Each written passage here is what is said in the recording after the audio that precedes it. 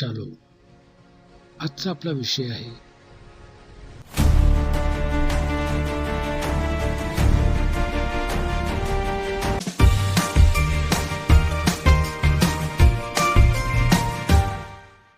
Israel, एक अद्भुत राष्ट्र ज्याचा इतिहास आणि भविष्य बायबलच्या पानापानात लिहिले आहे. इस्रायल राष्ट्राचा इतिहास आणि बायबलमधील भविष्यवाण्यांचा संबंध हा एक अनेक अभ्यासकांसाठी, विशेषतः ख्रिस्ती आणि यहुदी धर्मशास्त्रज्ञांसाठी अत्यंत महत्त्वाचा विषय आहे. 1948 मध्ये इस्रायल राष्ट्राची पुन्हा झालेली स्थापना आणि त्यानंतरचा विकास याकडे अनेक जण भविष्यवाणीची पूर्तता म्हणून पाहतात. या विषयाचे मुख्य मुद्दे खालीलप्रमाणे आहेत. लोकांचे पुन्हा एकत्रीकरण. बायबलमध्ये अनेक ठिकाणी असे भाकिते केले होते की इस्रायल लोक जगभर विखुरले जातील, परंतु काळानुसार देव त्यांना पुन्हा त्यांच्या स्वतःच्या भूमीवर आणेल.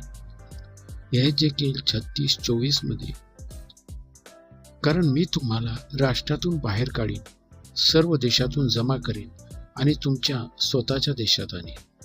याची पूर्तता रोमन साम्राज्याने इसवी 70 मध्ये जेरुसलेमचा नाश केल्यानंतर यहुदी लोक जगभर विखुरले गेले.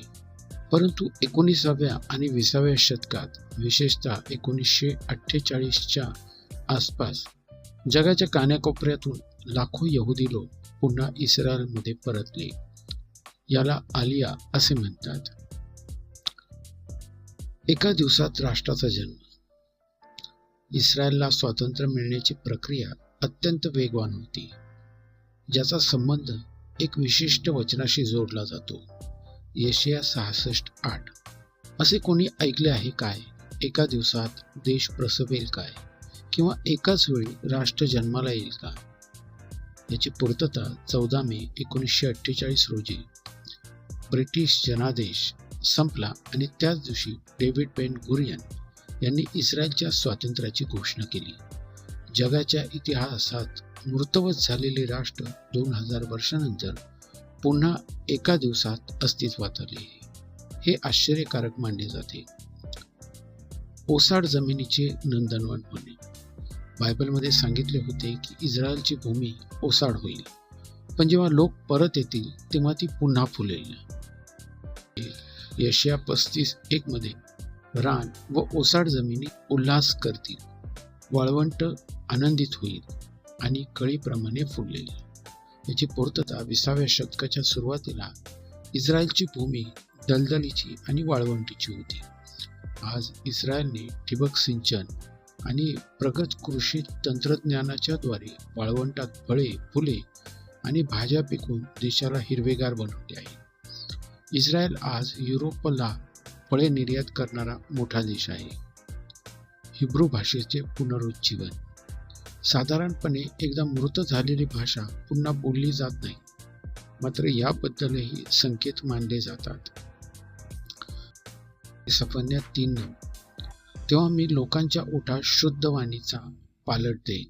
याची पूर्तता हिब्रू ही भाषा अनेक शतके फक्त प्रार्थनेपुरती मर्यादित होती, परंतु एलिएझर बेन यहुदा आणि इतरांच्या प्रयत्नामुळे ती पुन्हा दैनंदिन वापरातील जिवंत भाषा बनली.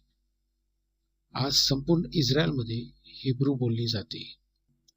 यरुशलेम जगाच्या राजकारणाचे केंद्र. यरुशलेम शहराबद्दल बायबलमध्ये स्पष्ट उल्लेख आहेत की ते जगासाठी चिंतेचा विषय ठरेल.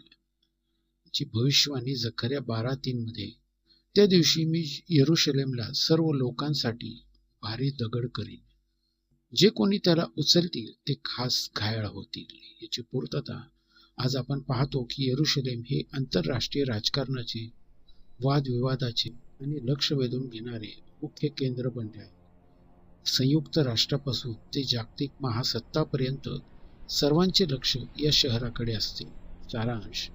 अनेक बायबल अभ्यासक या घटनांकडे काळाच्या शेवटी घडणाऱ्या घडामोडींची सुरुवात म्हणून पाहतात. इस्रायल राष्ट्राचे अस्तित्व हे केवळ एक राजकीय घटना नसून ती देवाच्या वचनपूर्तीचा पुरावा आहे.